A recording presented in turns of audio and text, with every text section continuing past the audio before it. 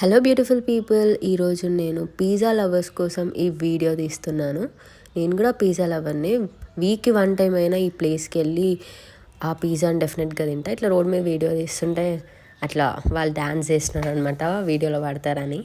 So ఇది మన Victoria దగ్గర లాపినో పిజ్జా అని ఉంటుంది. Must try pizza.